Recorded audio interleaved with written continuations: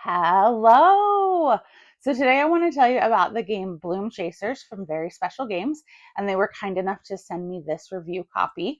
This is a game that recently had a Kickstarter and it fulfilled, and it is now available for purchase in retail. I love Very Special Games. Abduction is still a favorite of mine, and this game is really cool because there's strategy and it looks amazing when it's on the table and when it's finished, to the point that you could even leave it out until you're ready to play again. So let me show you this game. It all starts out with this tree that's going to be placed in the center of the table. It plays 1 to 4 players. When you're playing solo, you can also play that version cooperatively if you want. Traditionally, this is a competitive game. We know I don't love co-op, so I either play this competitively or solo. I don't play the co-op myself. But if this were a 3-player game, each player is going to reach into the bag that is full of different branches, and you are going to place a branch, and you are going to put one of your buds, which is just a little colored ring, on, one of the areas, just like that. And then the next person will go, and they could place this through an empty flower. They could not place it through somebody else's flower. And on the first turn, you're going to place into the tree, but for future turns, you could not place it through somebody else's bud, but you can always place through your own if you want. And then the third person will go, and they might put theirs there, and then they will put their bud there.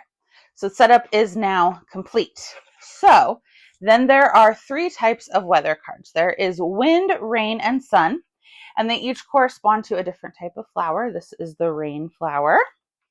This is the sun flower. And this is the wind flower, which actually has to go on 2 levels.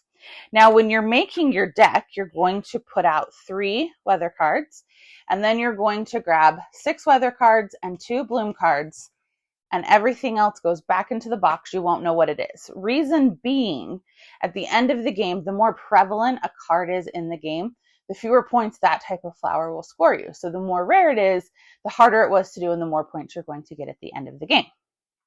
So on your turn, you are going to draw out a branch because you're always growing this tree. So again, I can place it into the tree. I can place it into an existing branch, and I could place it into my own bud, but not to somebody else's. But let's go here. And then I get to pick one of the available weather cards, and they're all going to tell me something I get to do. So for example, if I pick wind, it says place a bud, because you're always going to place a bud, touching a bud of a different color. So maybe I'm going to place here. Reason being, when you go to place these flowers, you must place the flower through either 3 of your own buds or 2 of your own and 1 of somebody else's, which they may or may not appreciate. So I played this, it goes down, and a new card will come up. Play continues this way. So we're going to be putting out these branches.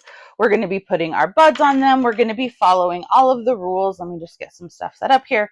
So sun says, place a bud in the branch you place this turn. So that would be like this. And we go on and on and on. We're placing these buds. And then eventually a bloom card is going to come out. And when a bloom card comes out, the player pauses their turn and they look on the tree. So let's, pretend there are actually some places we could play because we've put enough out there at this point. Let's see. Turn that. So if there were then buds in all of the places that you need them, you then get to bloom your flowers. So here, I could bloom this because I had 3 in a row. Every player will do this. And this is one of those games that starting out, you don't get to do as much, but as the game accelerates, you get to do a lot more. So once you do that, if you could place a second, it goes around, comes back to you and you could place a second one, great. If you can't, totally fine. So everybody's doing that. If you couldn't place anything on a bloom phase, you just get to place an additional bud for free anywhere you want. The bloom card gets set to the side. When the 2 bloom cards have come out, we're going to shuffle these up and we're going to then start the deck over again. Now that flowers start being on the tree, this is where things start to accelerate. So for example, this is a rain flower. And if I chose rain, place a bud touching one of your pre-existing buds and repeat this for each rain flower you've grown. Sun and wind will also say, repeat this action for every flower you've grown. So this is where it starts to accelerate, and you're getting a lot of buds on the tree a lot faster. You may be looking at where you want to block other players from getting a bunch of their buds. You may be looking like, ooh, I have 2 here. I could use this one of theirs. And at the end, you have this great tree that has blossomed and bloomed and has flowers all over. And then you are going to score up. So like I said, it will be based on the frequency of the cards in the deck. So if we take out the bloom cards, and we look at our frequency. So in this case, rain flowers would be worth the most points because there were only 2 rain cards. Wind would be worth the next most, and sun would be worth the least. There could be, I believe, up to 5 cards in the deck for each of the weather types. And it tells you in the scorebook how many cards equal how many points. So I love this game because it just ends up looking so cool. And all of the branches are a little bit different shaped. And it's going to be, you know, how do I place this? Do I want those 3 to be touching or do I not? So when I place a branch, I may rotate, I may not rotate. There's just a lot going on, but it is so fun and satisfying to get to place those flowers in there and then to start essentially building that engine where you're getting to place bud after bud after bud. I like this game. I think once again, Very Special Games has knocked it out of the park. So I would love to know, have you played this? What do you think of it? I have also seen counterfeit ones online. Please don't purchase those. Make sure you're buying actual Bloomchasers from Very Special Games.